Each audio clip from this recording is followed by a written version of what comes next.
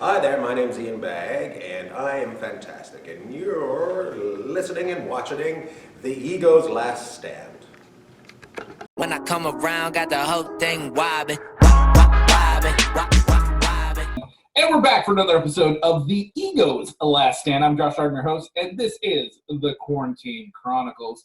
And once again, I'm back here having another interview with a friend of mine. I tell you what, I met this guy when he was working at Comedy Off Broadway doing his show. And if you've never seen this guy's show, you need to see it. It's something that it's definitely special. He's extremely funny, but he is a hypnotist, and he brings people up stage and has all kinds of fun with them. And of course, we get to have fun watching him. So please welcome to the show, Rich Guzzi. How you doing, bud? Fantastic. How's it going, Josh? It's going well, man.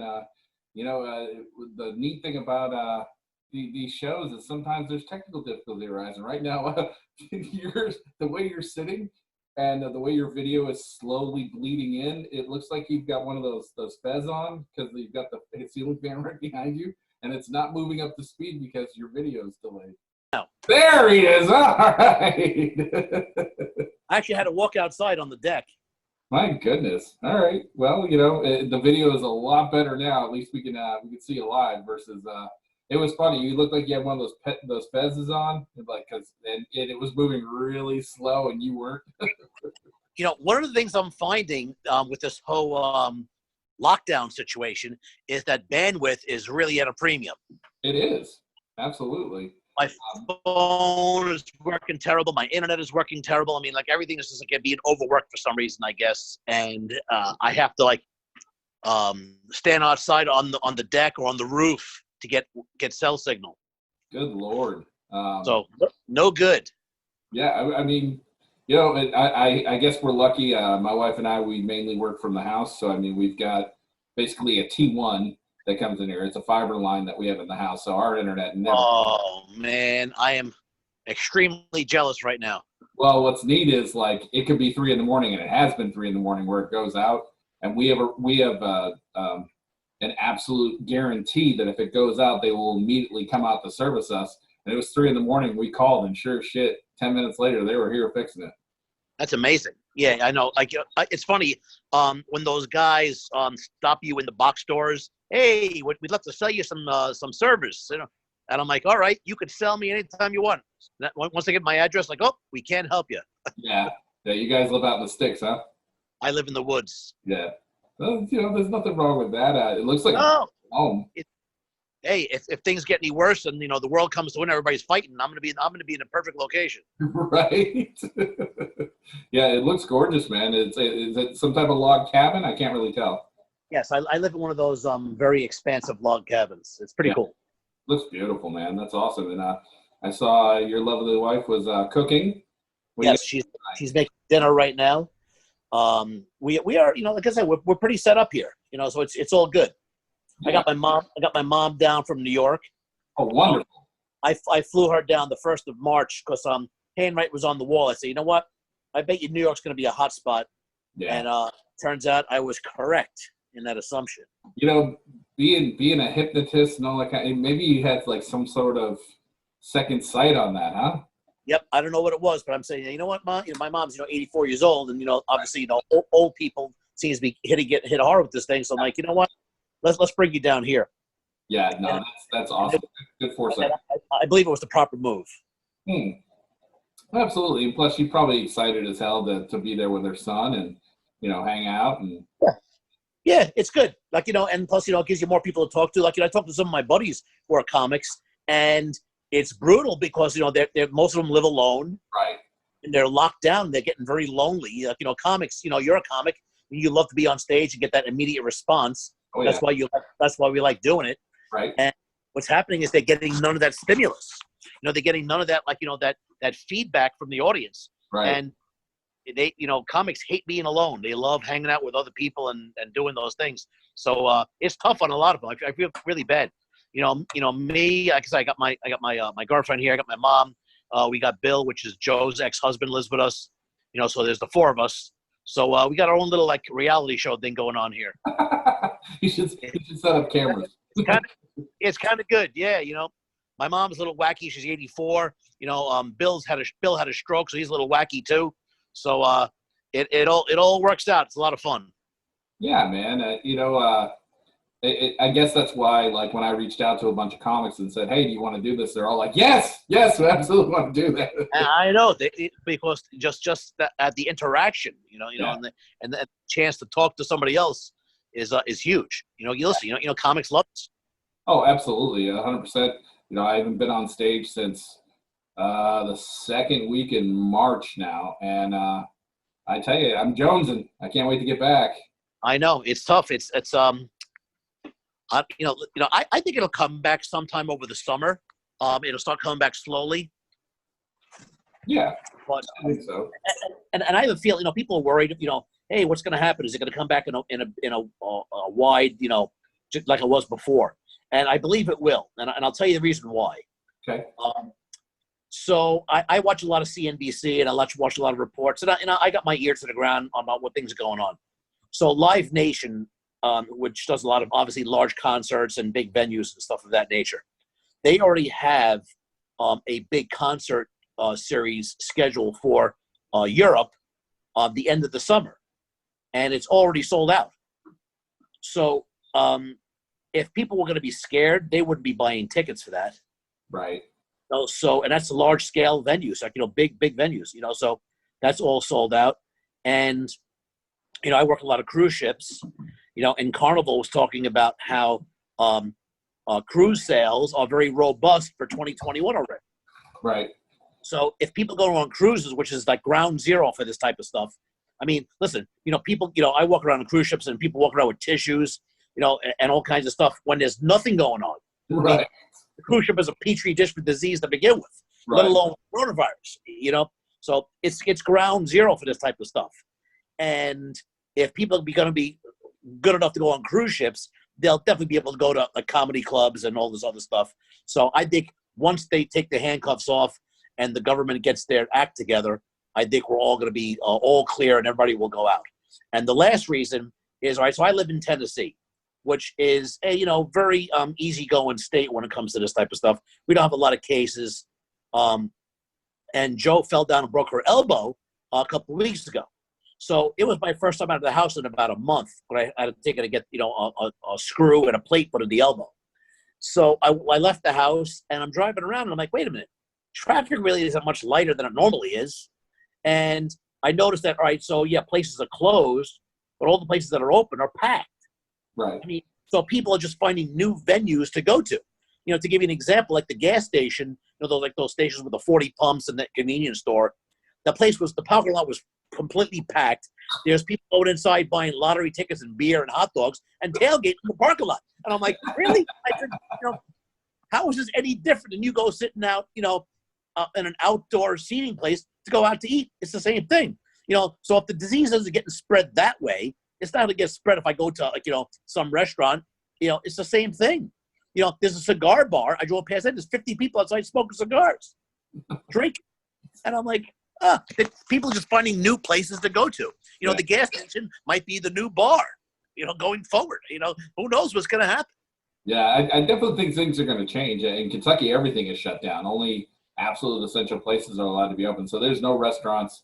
Gas stations are open, but they're enforcing the 6-foot rule. And Yeah, I know. What's interesting is the difference between Kentucky and Tennessee. Yeah. Kentucky has a governor that's cracking down. Meanwhile, Tennessee and Kentucky are very similar when it comes to demographic and what the situation is with COVID-19. But meanwhile, you have a different governor than us. Oh, yeah. So he is siding with the other side, and he's saying, all right, tough crackdown. Yeah. And you got to get the short end of the stick. Like, over here, it's a free-for-all. I go over to state, everybody's in prison. And I'm like, this is nuts. Yeah, it's definitely the wild, wild west out there. And It really is. Like I said, you come to Tennessee, man, it's a free-for-all. Yeah, but you guys have toilet paper. You know what? We haven't seen toilet paper in a while. Luckily, I bought a case of 80 rolls a while ago, and I bought that commercial stuff. Like, I stay in a lot of hotels. Obviously, I mean, I'm a comedian. You're a comedian. You understand. All right, so I stay in a lot of hotels, and I based my decision on this great toilet paper I saw in the hotel. I said, man, this is some nice toilet paper. So I said, I'm going to go get this when I get home. and I bought a case because it's industrial stuff. So I Right. bought a case of 80 rolls. So I was pretty much set up. I was good with toilet paper. Yeah. I mean, I'm going through a lot of it now. So I'm like, I probably got like 20 something rolls left. Sure. So, I mean, everything should be cleared up by then. I'm hoping, if not, I'll buy some generic junk that I don't like, or figure something out. Yeah. There's a couple schools of thought on as far as people getting back into the clubs and watching stuff. Some, just like you, are saying, they think that these places are just going to be packed out, which, I'm hoping that's the case. The more conservative side is saying, well, it'll be a trickle effect. People will slowly trickle back in, and then it'll build up, and then it'll be packed houses. And then there's the ones that are saying, no, they're never going to see business again because people are going to be so paranoid about it. And I like to think it's like I think conservatively it'll be the trickle effect, and then it's going to be packed out because everybody's sick and tired of being at home watching shit and wants to see live shows. Right, exactly. It all depends very much on, that was my thing is the battery's going dead. I have 20% left. No, it's gonna have a lot to do with whatever they want to say is gonna be. The powers that be is gonna direct where we go with this. Right. But eventually what's gonna happen is the people will say, hey, I'm gonna do what we want. Then enough people are gonna say, hey, I'm tired of this. And this is a dry run. This is a dry run to see how far they can push us. So let's see how far they're going to push, and we'll see what happens. But, people are resilient, man. People want to go out. They want to do stuff. They don't want to get cooped up.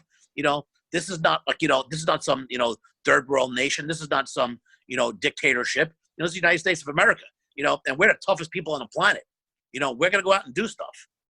So you think this is the government just pushing an agenda versus actually the COVID-19 being as deadly as it is? Listen, I mean, are people dying? Yeah, I look at people are dying. There's no question about it.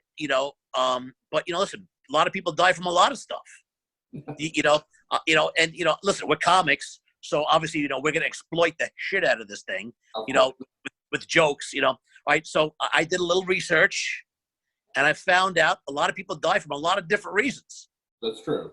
And I know the big, the classic example, people dying from shark attacks, so shark attacks, they have Shark Week on TV. And, the typical stereotypical joke, well, a lot of people die from other stuff more than sharks, that they don't have their own week, all right? Like, Right. Like average between 5 and 7 people a year die from shark attacks. And about 150 people a year die from falling coconuts, But the coconut is not as it's not a good headline item. What happened to Chuck? Oh man, he got bit by a shark. Really? Oh, that's terrible. Yeah, he got killed. Got ripped his legs apart. He was dead. Hey, what happened to Chuck? Oh, he got hit in the head with a coconut. You got to be kidding me. All right, that's freaking crazy. That stupid bastard. Right? And we're making fun of the guy. But meanwhile, he still got killed. But a falling coconut, just not as dramatic. All right.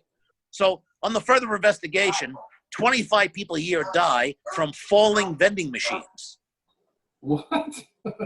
So, so you're at work and oh man, my potato chips didn't come out. Look at it, they're stuck in the chip. Oh, you cut, and he's shaking the machine. Machine falls on him and kills him. 25 people a year. 25 people a year. 25 people dead from vending machines. All right. Well, so let's dig a little further. All right. Turns out that 7,000 people a year die from sloppy handwriting. What? Yes. So that's almost comparing apples with apples because it's in the medical field. Right? Turns out that sloppy handwriting, the doctor got with the sloppy handwriting, the pharmacist didn't read the prescription properly, gave the guy the wrong pills, and he's dead. That was like 7,000 people every year. Prescriptions. 2,500 people a year die from falling out of bed. You've done some research. Now, here's the one I love. 7,500 people last year died from getting tangled in their bed sheets. What? Now, that's some restless sleeping. Now, listen, I understand accidents happen. All right? So, oh, man, these sheets are awfully slippery. Man, I don't like the way they feel. Next thing you know, the guy strangles himself. I get it. That can happen. And accidents do happen. People get hit by buses, trains, all kinds of crazy stuff. But it happened to 7,500 people. 7,500. That's a lot. That's a lot. You know what I'm saying? Yeah. So yes. Now, my thing is, I think it's a deadly disease. Although when I see stuff like, what was it, Sweden didn't do any of the lockdown stuff, had pretty much the same numbers, and I'm like, all right, that's a telltale sign, Yeah. But again, I'm just a stupid comedian. I don't know nothing, but I look at that as a telltale sign. I've said and I've maintained, I don't think we're being told everything. I think something happened because yes, this is a nasty virus. This thing, the way it kills you is gross. I mean, it's just horrific the way it kills you. I get that. But this is the first time in modern history the entire world has been locked down. And it's like, I mean, there's 200,000 people worldwide that have died now from this thing. 200,000, yeah. That's significant. But it still begs the question, why this disease? I mean, we had SARS. SARS was just as nasty the way it attacked things. We figured it out and moved on. The one example I can come up with that really scared the shit out of everybody was AIDS. AIDS just flat out killed you, period. No one knew what the hell was going on for a decade. No one knew what was going on. The planet didn't lock down. No. So, I mean, what it makes this different? Why is this different? We're not being told all the answers. No, exactly. And that's the scary part. That's why I say, listen, our leaders obviously have better information than us. Absolutely. Okay. So you say to yourself, okay, you know what? They have to have our best interest in heart. He's got better information than me. He's privy to information I don't have. So he said to himself, hey, listen, you know what? This is some deadly ass stuff. There's these problems. We have this, that, and the other thing. We better, if we let this get out, there's going to be widespread panic. So let's just do this instead and let this happen. That's the only explanation I can see. Yeah. Because why else would you do something like this?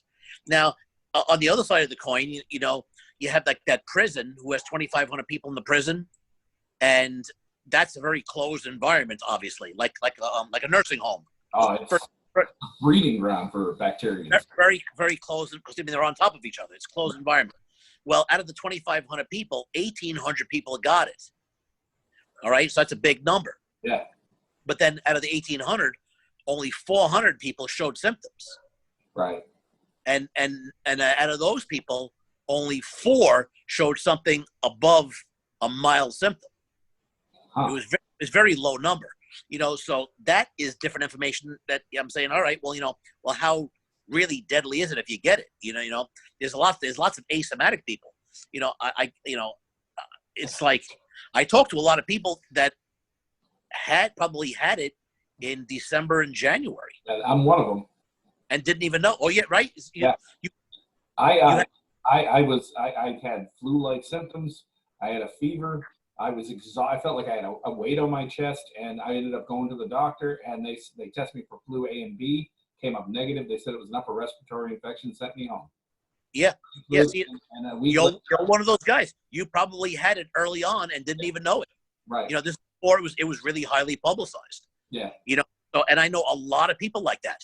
Yeah. My sister's a nurse, been in nursing field for 30 years. She's out there on the front lines of this thing now, and she said that she agreed with me. She said, yeah, you probably had. She said, I had the same thing happen to me back in December. Yeah. And I think a lot of us have had it already. But yeah, exactly. And that's what I'm saying. If they said that we're 1 million people tested positive for it, yeah. I would say at least 20 to 50 times more of people had it. Yeah. Well, they talked to originally, like, you remember when they well, I don't know if Tennessee was putting this up, but Kentucky put out at the beginning of this thing when we first got locked down that there was a test out there that they're working on to test to see if you actually had it. Yeah, well, they have that now. They have the antibody test, but I mean, I don't know how to get it. I mean, I'd love to take it. I mean, you should definitely take it, but I can't. Listen, I look at myself and I'm like, how could I not have gotten it? Right. I mean, it's been out since November, and I was all over cruise ships. I touch 2,000 people a week, cruise ships, airplanes, all the things I've been on, and like how did I not get it? I mean, you don't simply just go on stage and do your act. You've got 10, 12, sometimes 20 people on stage with you. You know what I'm saying? And you're laying hands on them, and Joe's doing the same thing, going up there, and I mean, yeah. You guys, if you were very susceptible to get it. Yeah, and like I said, in one stretch in December, I was on a plane for 85 hours in 10 days. What the? 80. Oh, that's right. You went to Australia. 85 hours. I was Yeah, 85 you were in hours. Australia. 85 hours of flying in 10 days. That's Yeah. not no. That's not the Australia trip. That's just me going to gigs all over the planet. In 10 days, we flew 85 hours. That's nuts. We were barely getting to gigs. We were flying to like South America. You know, we went through the Panama Canal. Then we went to Alaska. Then we went to the other side of the planet. Then we went back to Hawaii. Then we flew back again. It was ridiculous. You know, like I said, cruise ships. We were on like a half a dozen different cruise ships, and like I said, the chances of us not getting is like ridiculous. Right. So, and we just might be asymptomatic. And then again, who knows? You know, again, like I said, I'm a dopey comedian. I'm not a doctor. I don't know anything about this stuff. There's definitely a portion of the planet that's going to be immune. I mean, that's just how it is. That's just how diseases work. I get it. But we're still carriers. And thank God for that. You know, it's like, because otherwise, you know, the human body is fragile, yet it's very resilient at the same time. You know, those systems, the checks and balances are in place. You know, it's a very well-oiled machine on how it works. It's amazing. Well, I mean, you know, just think about all the, thousands of years of, evolution behind what we are today. I mean, obviously we had to come up with all kinds of crap to just make our body so resilient. Yeah, I mean, it doesn't take much to kill us. I mean, that's definitely sure. Put us in the we're done. I'm just saying, as far as diseases are concerned, I mean, obviously, they say a human baby in the first year gets over 200 colds. That's just in the first year because they don't have immunity for it. Wow. Boom. So I mean, it's just there's a lot going on. I definitely don't think we're being told it. But I mean, if you're immune, you're still a carrier. So when they exactly, you can still infect other people. So it's just as dangerous, because I don't want to. I would be devastated if I was able to get somebody sick, and then they ended up dying because of me. Sure. I wouldn't want that. So I'm staying home 99% of the time. Right. I go out to get what I need to get because just in case I am an infector, I don't want to hurt somebody else. See, and that's smart. And there's a lot of people out there that are just saying, well, I don't believe in this, so therefore I'm just going to act like I know. I know that makes no sense. I mean, you have to, again, our leaders, you would hope, have our best interests at heart. So you would say, all right, you know what? I'd love to, they know information I don't have. So you know what? You guys are in charge. Take care of me, and I'll do my part. You guys do your part. And at the end of the day, erring on the side of caution is the smart thing to do. I mean, yes, absolutely. Let's just say this is all bullshit. All right, say that is where it's at. Okay, but in the meantime, I'm not going to be someone. If the chance is that I mean, because they're putting out all these people that are dying from this. Okay, so am I going to be the guy that's going to say fuck them and then end up infecting people? Oh yeah, no. No, I'm not doing that. No, that makes no sense. Like I said, even if these guys who, like, let's say you did have it, they test you do have it, you had it already, now you're immune to it now. That doesn't give you a free ticket to go out there, and just, hey, I'm Superman, and it because you could infect somebody else. It's no good. Right. I mean, because it's just like being immune to the measles or the chicken pox. You go to one of those third world countries where they've never seen that disease, you wipe out the entire population because you're still a carrier. You still have that antibodies in you, and they're going to fly out and do what they do. So I mean, it's a scary time. It absolutely is scary, and I think things are going to be different in some ways. Absolutely going to be different as far as our cleanliness. Like I think people are taking washing their hands a little bit more seriously. Oh, forget about it. I'm like Aquaman. Yeah. it's like, forget it. My hands are like, when you stay in the pool too long, right? my hands are like that round the clock. I'm like, what, man? From washing my hands, I'm like, all right, enough with this. Yeah, no doubt. But I see something. Somebody comes to the house, delivering the mail, and I'm disinfecting the mail, spraying, spraying. Cause I don't want to touch the mail. Yeah. So I have a 3-day rotation on the mail. So my mail's got a 3-day delay. Yeah. Good thing no checks are coming. Right. We right at the beginning of this thing, my wife and I, we ordered these wireless keyboards and mouse, and they're gorgeous. They've got the industrial, I forget what the hell they're called, but they light up when you touch them, and they got those really responsive springs on them because we do a lot of work on the computer. So we just wanted these really nice ones, and we pull them out of the box, and it says "Made in China." My wife takes. Oh. My wife takes Oh. hers over to her desk and she starts spraying it down with disinfectant. It's so funny. I'd be freaking out, man. Well, it's definitely. I think made in China is pretty much dead here in the United States at this point, because I don't think anybody's going to want any products from China. No, it's interesting. Like there's a big problem with that now. Like with racism with Chinese people, and I'm like, man, they didn't do it. No, of course not. The Chinese government hid it, but the people living here in China, these are American citizens. These, Right. you don't want to make it like in Japan, like with World War II.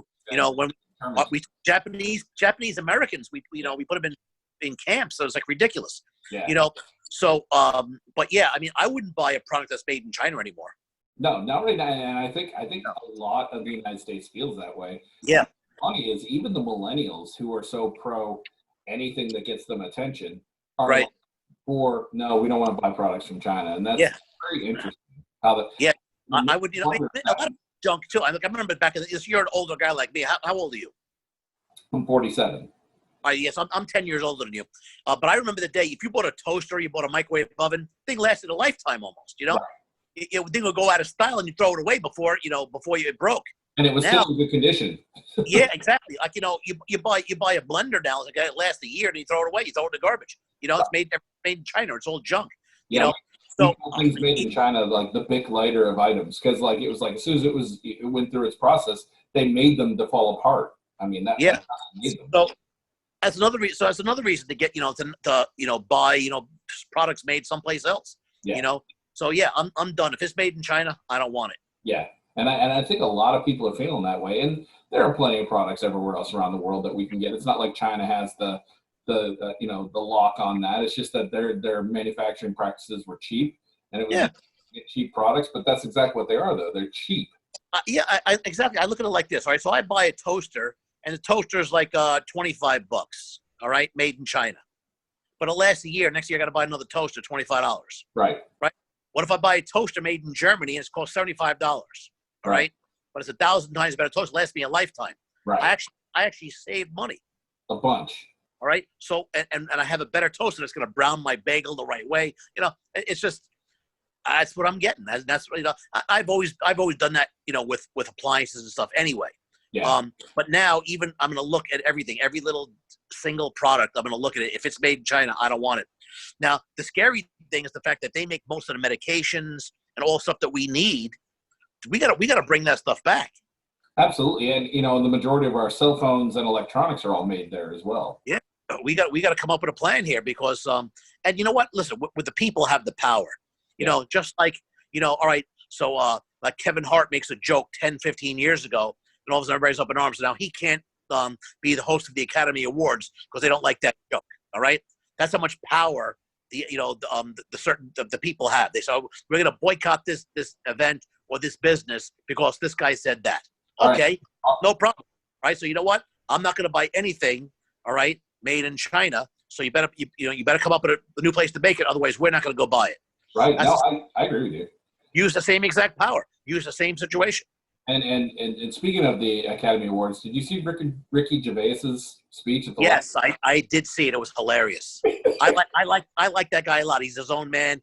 He doesn't kowtow down to anybody. He's a good celebrity. He's fantastic, and like I've saved that video on all my playlists on YouTube and everywhere else. I've copied the speech down because it made me belly laugh. God, that guy has no fucks to give. He doesn't care about anything as far as that's concerned. And I love how he just put them all in there. And he's like, It's 5 times. Shut up. Yeah, very very good job. I enjoyed it a lot. Yeah, as a comic, we like seeing that kind of stuff, especially as a regular Joe comic, because I make tens of dollars a year, so I love seeing. Yeah, he's a fat cat. He makes cash. No, he sure does. I mean, between movies and his show and all the other stuff that he does, but he's fantastic. I love the guy. Oh, he's great. Yeah, man. We the people definitely have put a hurting on the gas industry too. I don't know about you, but gas prices here in Kentucky are the cheapest I've ever seen them here in Kentucky. I mean, right now it's $1.32, which is crazy. I know it's great. No, it's fantastic. I love it. Although, I mean, it needs to go up though to save the oil industry. So it obviously needs to go up higher. Can't we just have solar cars or electronic cars? I mean, can't we? Oh, that? well, absolutely. It's funny. I was on a bus going to the rent-a-car place. The airplane lands. We have to go pick up a rent-a-car. Right. Hey, knock it off, you. He's not gonna stop. So and he was a nuclear scientist. This guy. We got to talk about nuclear power and stuff like that. The next thing you know, we're at the rent-a-car place. We're having a full-on conversation about nuclear power. Right. And he was saying how like a nuclear submarine or a battleship, nuclear powered, it can literally go out for 30 years and never come back to be repowered. But really, it's got so much power. It's just rated at 30 years. It can actually go out 90 years without coming back. So that's a lot of power. Yeah. And he was saying that the engine is only about the size of a car. Nuclear engine, the size of an automobile, to power a battleship or an aircraft carrier or something. That's pretty amazing when you think about it. Mm-hmm.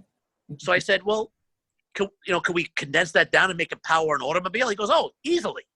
I said, really? I said, well, what would the fuel cell be? What would the engine? He goes, it would be the cigarette lighter. Yeah. He goes, yeah. He goes, with a cigarette lighter size cell, he goes, you could drive that car for 100 years, no problem.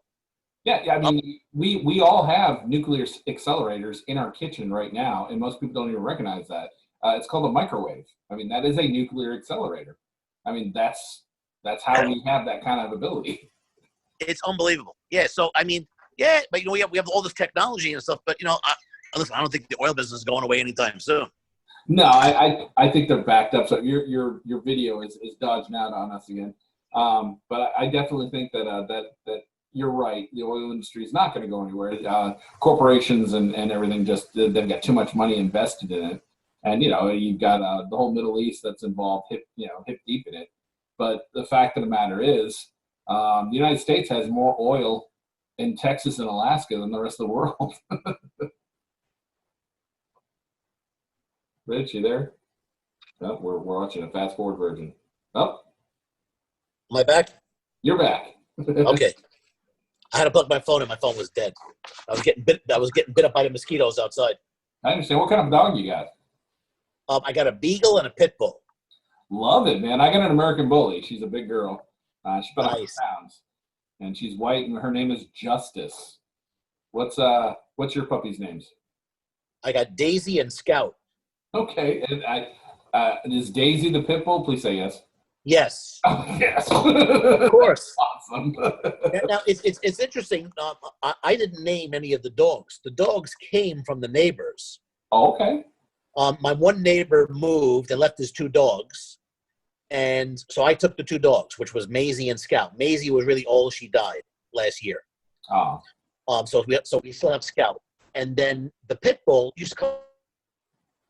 You're bugging out on me, bud. Was the other neighbor's dog. And what happened was she kept hanging around the house more and more. And then I would bring it back to the original owner. And by the time I got finished talking to them, I would go back. The dog's back at my house. So I guess I'll get another dog. So I took that dog too. Oh, that's awesome. I love dogs so much. Me too. So I got the two dogs now, and I got the three cats. Oh God, you got cats too, huh? I got three cats. Yeah, I got my regular cat, which we found, 10 years ago. And then the other two cats just showed up, on the deck, and we kept on hanging around more and more. And then all of a sudden, we ended up with two more cats, which is great because it keeps the squirrels off the house. Well, yeah, absolutely. They're fantastic about that. What are your cats' names? I have Ginny, which is baby kitty. Then I have Fat Louie. Fat Louie, love it. Yeah, Fat Louie, and the other one is Emma. Okay, all right. I got two cats. I got Gigi, who's sitting right there. Gigi stands for guard gato, and she takes that seriously. She's such a bitch. And then I've got Makita. She's I don't know where the hell she is, but she's an idiot. But and then of course I've got my big ass macaw. I've got Murray, the giant green wing macaw, and he's in his cage right now asleep. Thank God, because he doesn't. But birds last like 80 years too, don't they? They last. Yeah, his life expectancy is 75. He's 16 now. We've had him for 16 years, and Wow. 17 next month. And he's a trip, man. I mean, he talks and he doesn't shut up, and he plays with everybody. And when the baby, and we got a 2-year-old, so when our baby goes somewhere she's not supposed to, you hear Murray on the perch going, no. That's hilarious. Yeah, it's too good. Hilarious. So where can people go to find out information about Rich Guzzi? It's real. I'm real easy to find. You can just Google Rich Guzzi, obviously, and you'll get all my Facebook, my website, which is richguzzi.com. Right. That's RICHGUZZI.com. I'm doing a lot of stuff now where I'm showing people how to really enrich their lives and use this downtime to really make their lives better. So here's the thing. I remember 2008. I remember 2000 when the country was in bad shape with the other recession, the great tech wreck. And the winners were the people who motivated themselves to get busy during those down times. Because, it's not the rich get richer and the poor get poorer. It's the strong get stronger and the weak get weaker. The weak people leave all these crumbs behind, and other people who pick up those crumbs can make a whole cake. And that's exactly what I did. I was very motivated to go out and do more stuff and increase my capacity, my ability to go out and do things and make more money and have a better life. And this is no different. This is a very big opportunity for a lot of people. If you go out and you really hustle and learn some new valuable techniques to make your life better, when we're all done with this, and the world's not coming to an end, trust me, all right? They will figure this out, and it's all gonna be okay again, all right? I remember when the world was coming to an end in 2008. Remember that time too? All of a sudden we had, yeah. And people losing their houses and everything was going crazy. The world was coming to an end. And you know what? It didn't come to an end. Right. 12 years later, we had the greatest prosperity this country's ever seen. All right. And it's going to happen again. All right. So I made this new program called Discover the Power. It's 100 days in a row where you become 1% better every day. And at the end of 100 days, you're twice as good as you were before. And I'm going to put the program out. I did it myself to make myself better. And now I'm going to show other people how to do it. You can go to my website, richguzzi.com, and find out about me and that stuff. And I will help them out. I will help you guys out. Anybody wants to be part of that program, I will teach you for the 100 days how to come out on top of this thing stronger than you ever were before. That's fantastic, dude. And I will make sure that I put up richguzzi.com on the screen for people that are watching. And if you're not watching, you're listening, it's Rich Guzzi, and that's RICHGUZZI.com. If you want to go find that on there. And, Rich, I really appreciate you taking the time out, man, to do this with me. Josh, it's a great show, man. Everybody who does their part, man, is making the world a better place. Just keep on doing what you're doing. Well, I appreciate that, brother. And hopefully we'll be able to get together and do some shows together next year or so. Yeah, I'm hoping. Like I said, trust me, it's going to come back. I know a lot of comics are worried. It's coming back. Believe me. Yeah. I remember 2000 when 9/11 happened. I was living in New York. I couldn't come home for a month because I had all the bridges and tunnels blocked off. I had to stay on the opposite side for a month. Couldn't even go home. That's horrible. New York clubs went from being packed to being totally empty. There was nothing going on, and it came back. Americans are resilient and we're tough. We're not going to mess around. We're gonna fight this and beat this like we always beat everything. We always win, and we're gonna win this too. Trust me, we always win. Well, from your lips to God's ears, I really appreciate that, man. And say hi to everybody. Give my best to everybody, and hopefully we'll do. Back at Comedy Off Broadway soon. We'll be able to hang out and talk about this and be fun at times. Absolutely. Have a go, man. I appreciate it, man. For Rich Guzzi, I'm Josh Sardam. We'll see you guys next time.